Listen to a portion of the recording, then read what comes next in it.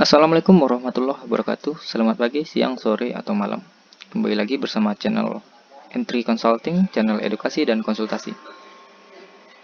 Sebelumnya saya mengucapkan terima kasih banyak pada teman-teman yang mensupport channel ini, yang setia menonton video ini, dan selalu memberikan kritik dan saran yang membangun. Sebelum-sebelumnya kita sudah membuat video untuk kontrol dan monitoring hutang, kita sudah membuat video untuk inventory stock, kita sudah membuat untuk kontrol aset. Nah, pada kesempatan kali ini kita akan membuat tabel atau kertas kerja untuk penghitungan PPh 21 karyawan. Sebelumnya untuk sebagai pengantar nih saya akan menjelaskan sedikit tentang tabel yang saya buka ini. Tabel yang saya buka ini adalah tabel untuk perhitungan PPh 21 yang sudah jadi.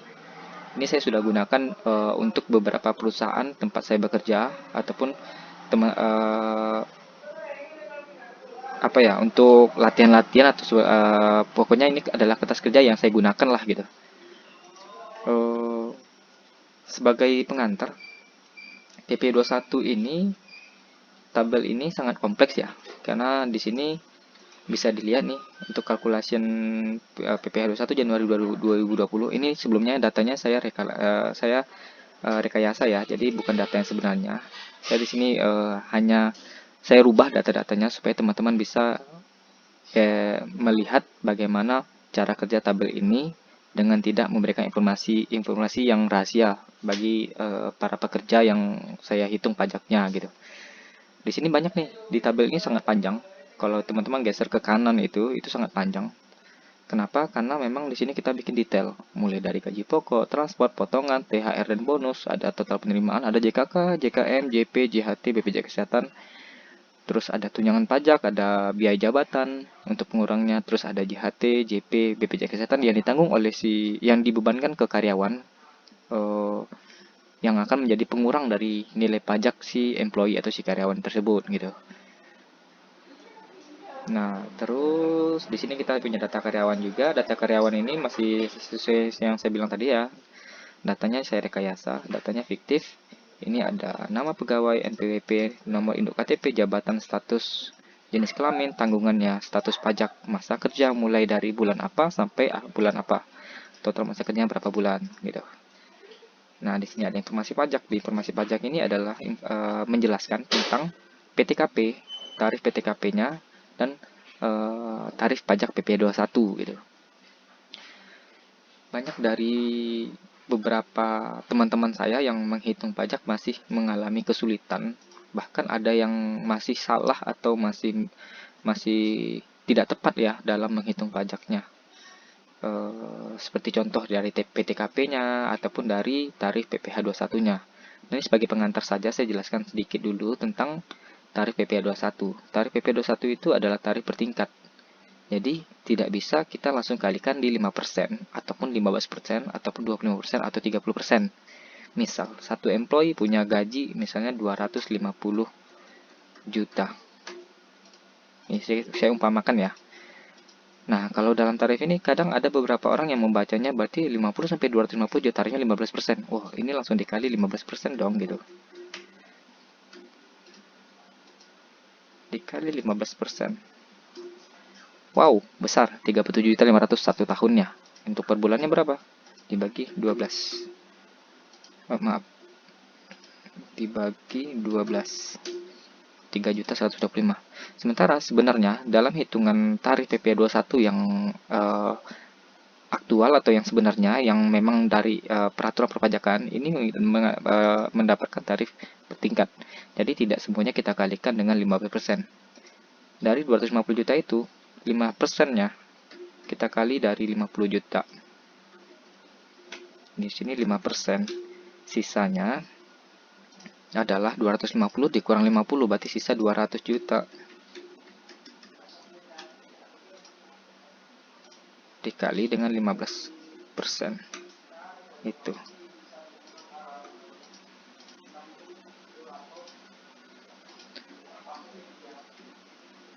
Nah, ini adalah PPh 21 1 tahun untuk si employee yang mendapatkan gaji PKP-nya itu 250 juta. Ingat ya, ini 250 juta adalah PKP, bukan dari total penghasilannya. Jadi, dari total penghasilannya dikurang dengan PTKP, tergantung dengan kategorinya. Kategori misalnya si employee ini statusnya itu dia adalah K1, kawin dengan satu tanggungan, berarti dia dapat mengurangi PTKP-nya 63 juta. Berarti dari penghasilannya tadi, total penghasilan setahun dikurang dengan 63 juta PTKP, dapatlah PKP. Nah, ini kita anggap PKP-nya ya. Jadi PKP-nya adalah 250 juta selama 1 tahun. Nah, jauh ya bedanya, kita dapat 5 juta. Berapa per bulannya? Kita tinggal bagi 12.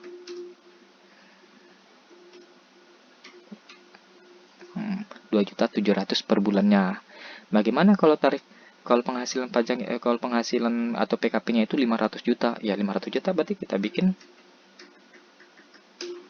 50 juta, 200 juta, terus di sini ada tarifnya 250 sampai 500. Berarti di sini harusnya 250. Kenapa 250? Karena kalau di total semuanya itu adalah 500 juta.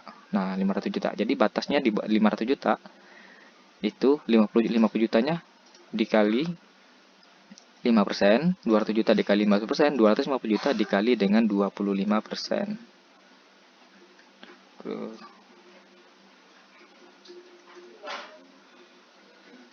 Nah, ini sebagai pengantar aja ya, berarti pajaknya adalah 95 juta. Bagaimana dengan penghasilannya mereka yang di atas 500 juta, misalnya 700 juta. Oh, maaf, kurang nolnya 1 ya. Ya, sama seperti tadi saya bilang, berarti sisa dari 500 juta ini udah 500 juta nih kan. Berarti ada sisa 200 juta lagi. Ini dikali dengan 30%. Mohon maaf ya, ada suara motor jadi agak terganggu soundnya, mohon maaf sekali. Nah, berarti dengan penghasilan 700 juta, pajaknya itu 1 tahun adalah 155 juta. Kenapa? Karena tarifnya tadi yang bertingkat, 50 juta itu dikali 5%, batas sampai 250 juta atau 15% dikali 5%, berarti 200 jutanya sisanya. Terus di sini ada 250 juta. Dari total keseluruhan itu 500, berarti 500 batas 25% kali 25%. Sisa dari 500 juta, 700 juta dikurang 500 berarti sisa 200 juta. 200 jutanya dikali 30%. Ini adalah pajak selama 1 tahun. Berarti ini dibagi 12 sama dengan 12.916.000 itu per bulannya. Ini adalah PPh 21 terutang. Nah, ada kasusnya lagi nih. Bagaimana kalau si employee itu tidak bekerja dalam 1 tahun masa kerja? Maksudnya dia tidak full selama 12 bulan masa kerjanya. Dia hanya bekerja ya mungkin hanya mulai dari bulan Februari atau bulan Maret. Kita anggap PTKP-nya itu ada 100 juta. Bukan PTKP tapi PKP 100 juta. Sementara dia bekerja itu hanya 10 bulan. Yaitu bulan Maret kita mulai ya. Maret sampai Desember berarti 10 bulan ya. Maret, April, Mei, Juni, Juli, Agustus, September, Oktober, November, Desember. Ada 10 bulan masa kerja. Tapi untuk mencari PKP ini, untuk mencari nilai PKP ini, maaf kita warnain dulu nih ya. PKP ini tetap harus disetahunkan. Jadi berapa penghasilan sebulannya? Kita contohkan nanti di sini ya. Ini kan kelihatan nih ada masa kerjanya 3 bulan, ada 12 bulan. Tetap harus disetahunkan. Maksudnya dengan gaji pokok 5 juta, terus dengan embel-embel tunjangan segala macam, total penerimaannya 5.800.000. Dikurang ditambah dengan tunjangan-tunjangan JKK, JKM, JP, JHT, BPJS. Total penghasilan brutonya itu 6.380.000 per bulan. Ini kita hitung selama masa kerja cuma 3 bulan ya.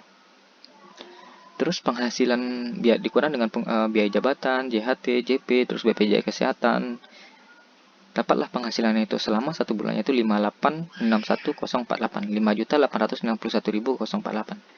Tetap harus disetahunkan, tetap harus dikali 12. Kenapa? Karena kita akan mencari nilai PPh terutang selama per 1 bulannya dari total penghasilan 1 tahun gitu. Nah, dapatlah penghasilan 1 tahunnya itu 70.332.570 rupiah. Dengan PTKP 54 juta itu kategori TK0. Kita lihat dari data karyawan. Dari informasi pajak. TK0 itu 54 juta. Berarti dikurang dengan 54 juta. Dapatlah PKP 16.332.570. Nah, ini adalah PKP. Berarti ini langsung dikali 5%. Kita coba ya. Mana tadi datanya? Nih. Kita dapat PKP-nya segini.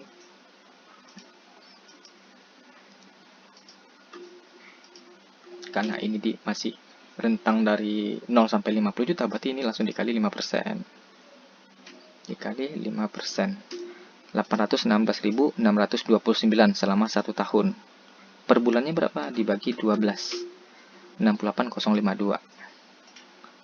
Ya. 816 sama ya. Per bulannya berapa? 68052. Nah, gitu. Apakah ngaruh dengan 3 bulan pembayarannya? Ya, berpengaruh. Kenapa? Karena dalam rumus ini kita sudah menghitungkan berapa PPh terutang aktual selama 3 bulan. Berarti cuman 68050 nih. 68052 ya dikali dengan 3. Kita anggap tadi di 3 bulan ya masa kerja. Berarti nilainya 204157. Nih, 204150. Ini pembulatan ya. Berarti PPh terutangnya selama 3 bulan masa kerjanya si Rizky ini adalah 204.150. Berapa per bulannya? 68052. Berapa PPh 21 setahun atau per tahun kalau seandainya masa kerjanya 12. Kita rubah ya. Misal kita ganti jadi 12. Di sini nilainya akan sama dengan 816.600. Sama ya berarti ya. Oke. Sampai sini paham? Berarti di sini untuk PPh per tahun itu 816.600 rupiah itu selama 1 tahun. Untuk per bulannya tetap 68052. Berapa PPh terutang ini? PPh terutang ini kita akan mengambil berapa PPh sebenarnya sesuai dengan masa kerja aktual atau masa kerja realnya si employee tersebut. Nah, sini tadi kan 3 nih. Kita copy dulu ya. Oke, 3. Berarti cuma 204.150. Itu PPh terutangnya. Ketika di akhir tahun pembukuan atau di laporan PPh 21 tahunannya, itu kita akan melihat PPh terutang untuk si karyawan ini adalah 204.150. Gitu. Oke, sampai sini paham ya. Berarti ini hanya untuk awal, penggunaan tabel awalnya.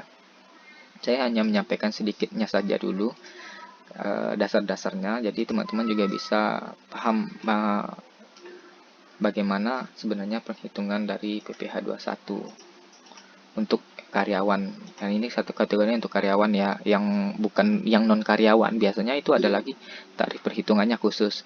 Terlebih lagi kalau memang mereka bukan dari terlebih lagi kalau mereka itu adalah tenaga ahli. Nah, perhitungannya juga khusus lagi. Karena ada beberapa tarif perhitungan PP21 seperti yang penghasilan berkesinambungan, penghasilan tidak berkesinambungan, dan lain-lainnya gitu. Nah, untuk saat ini kita akan menghitung atau membuat tabel PPh 21 untuk karyawan sebuah perusahaan dengan penghasilan yang kontinu atau dengan berkesinambungan. Kalau di dalam ISPT-nya itu masuk kategori 10001 kalau nggak salah ya. Itu masuk kategori karyawan tetap gitu. Nah, sini juga saya kasih note nih, jika karyawan tidak memiliki NPWP, maka PPh terutang dikali 120%. Ini maksudnya, tarif yang ini, atau tarif pajak ini, setelah kita dapat tarif pajak, dapat PKP, kita sudah kalikan dengan tarif pajak. Nilai pajaknya, PPh terutangnya misal 2.500.000 selama 1 tahun. Karena dia tidak memiliki NPWP, maka tarifnya adalah 2.500.000 dikali dengan 120%. Adalah 3 juta. Berapa per bulannya? Sama dengan 3 juta dibagi 12. 250. Oke. Nah, ini adalah tarif PPh per bulan. Bagaimana kalau seandainya mereka punya NPWP berapa sebulannya? 2.500.000 dibagi 12. 28. Lumayan besar. Jika pajaknya atau employee yang pajak yang ditanggung oleh si employee atau si karyawan, ya cukup besar kalau teman-teman tidak memiliki NPWP. Maka dari itu teman-teman sebaiknya membuat atau mengurus NPWP-nya teman-teman supaya perhitungan pajaknya tidak besar. Tapi kalau pajaknya ditanggung si perusahaan atau di gross up dibebankan ke perusahaan, ya mau teman-teman tidak punya NPWP ataupun punya NPWP tidak ngaruh sama pendapatannya teman-teman. Itu akan ngaruh ke beban pajaknya si perusahaan gitu. Nah, kali ini kita akan membuat sebuah kertas kerja tabel atau untuk simpelnya sih ini kita bikin PPh 21 calculation dengan metode gross up atau pajak dibebankan ke perusahaan. Jadi tabel ini nanti teman-teman bisa gunakan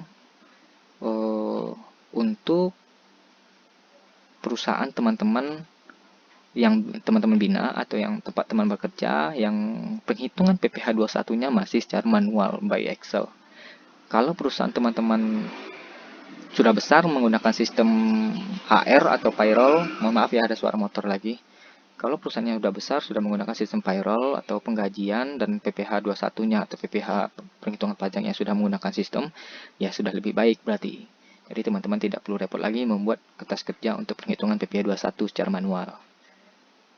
Nah, untuk tabelnya saya bikinnya seperti ini ya. Saya lebih nyaman seperti ini membuatnya. Karena sebenarnya bisa banyak versi. Teman-teman bisa membuat untuk satu employee. Misalnya Benny Elwin atau Wendra Alvinaldi di sini. Berarti di sini misalnya ada tabel Benny Elwin. Bisa satu sheet sini, satu employee, satu sheet, satu employee, satu sheet. Modelnya itu seperti formulir. Jadi kayak formulir. Nah, seperti ini. Maaf. Nah, nanti akan memanjang ke bawah. Tuh. Ini misalnya kita bikin kertas kerjanya di sini nih untuk satu employee ya. Bisa juga ke samping seperti model yang saya buat sekarang. Kenapa? Bedanya apa? Sebenarnya secara perhitungan tidak ada perbedaan karena di sini juga teman-teman akan menghitung pajak masing-masing employee. Kalau di sini juga teman-teman akan menghitung pajak masing-masing employee. Bedanya untuk di sini penggunanya sangat terbatas. Bukan sangat terbatas. Kalau seandainya punya karyawan sekitar 100 atau 1000 karyawan, teman-teman harus punya 1000 sheet Excel. Itu sangat menguras tenaga dan tidak efisien menurut saya. Jadi kalau seperti ini teman-teman bisa bikin sampai ratus ribuan sampai 1000 atau puluhan ribu kalau memang karyawannya banyak gitu. Jadi tidak terlalu susah dengan satu sheet ini. Berarti kalau satu sheet ini 1 bulan berarti ada 12 sheet kertas kerja penghitungannya kan ada 4 nih. 1, 2, 3, 4 berarti ada 4 bulan. 4 bulan. Berarti kalau 1 tahun berarti ada 12 sheet. 12 sheet seperti ini. 1, 2, 3, 4, 5, 6, 7, 8, 9, 10, 11, 12 sampai di sini ya. Sampai tanda panah ini ya, kursor ini. Terus ada summary. Summary ini adalah total pajak yang sudah dibayarkan misalnya. Januari, Februari, Maret, April. Terus sampai dengan Desember. Dan total PPh 21 selama 1 tahun. Periode 2020 gitu. Ini summary-nya atau ringkasannya lah gitu. Data karyawan juga teman-teman bisa update di sini sampai misalnya 1000 atau 2000. Jadi tidak terlalu susah dan tidak terlalu banyak sheet dalam pembuatan penghitungan PPh 21-nya. Tapi tidak salah juga kalau teman-teman ingin membuat model yang formulir tadi gitu. Jadi satu employee teman-teman bisa lihat nih bagaimana perhitungan PPh 21 untuk satu employee-nya gitu. Nah, bagaimana cara membuatnya, rumus-rumusnya seperti apa, nanti sambil berjalannya pembuatan video-video part 1 sampai part berapa nanti ya sampai finalnya untuk membuat tabel-tabel PPh 21, saya akan menjelaskan juga fungsi-fungsi dari tabel itu apa saja. Bisa dihilangkan jika teman-teman tidak membutuhkan itu. Misalnya teman-teman tidak ada JKK, JKM, JP atau JHT atau BPJS Kesehatan tidak ditanggung oleh perusahaan gitu. Teman-teman bisa hilang. Bisa hapuskan ini gitu. Dan misalnya pengurang ini nggak ada nih, teman-teman nggak ada JHT, tidak ada BPJS Ketenagakerjaan dan BPJS Kesehatan, berarti teman-teman hapus yang sheet ini sama sheet yang di sini, tunjangan ini, bebas ya. Jadi kondisional tergantung dari kebutuhannya teman-teman. Jika memang teman-teman ada asuransi, teman-teman bisa tambah lagi di sini sheetnya. Di sini asuransi kesehatan misalnya berapa tarifnya atau bagaimana itu tergantung dari perusahaan atau tempat teman-teman bekerja gitu ya. Jadi ini menunjukkan bahwa ini adalah penambah perhitungan pajaknya gitu. Terus nah ini ada tunjangan pajak nih. Ini adalah sistem gross up. Jadi perhitungan pajak itu gross up-nya itu berarti PPh 21 per bulan sebelum di gross up itu ada 187.908. Tabel di samping ini aja tabel bantu untuk menghitung atau melihat apakah gross up-nya sudah full atau belum. Caranya setelah saya dapat PPh 21 per bulan, saya copy, terus pindah ke tunjangan pajak, kita Ctrl V value ya, kita paste spesial untuk value, terus value lagi, terus sampai nilai dari gross up-nya kosong. Kita cek. Oke, perhitung gross up 20 ya. Berarti nilai PPh 21 per bulannya gross setelah gross up adalah 753.292 untuk seluruh employee selama bulan Januari 2020. Detail per orangnya adalah Benny di sini, ada Wendra Alvinalis gini, terus ada Sidik Ismail Eko Rizky. Wah, kenapa Benny kecil ya PPh 21 sementara dia gajinya sama dengan Wendra? Karena statusnya tadi K1 dan Wendra itu K0. PTKP-nya sebesar 63 juta untuk BNI, Wendra itu 58.500. Penghasilan kena pajaknya hanya 47 juta, sementara Wendra itu masuk dua kategori. 52.341.000, berarti 50 jutanya dikali dengan 5%, sisanya 2.341.000 dikali dengan 15%. Dapatlah penghasilan PPh setahunnya. Berapa PPh terutangnya? Segini. Karena dia punya NPWP, maka tidak dikali 120%. Ini asumsinya dia punya NPWP ya. Kalau tidak punya NPWP itu seperti ini. Nah, akan naik ya. PPh terutangnya jadi naik. Kita lihat ya.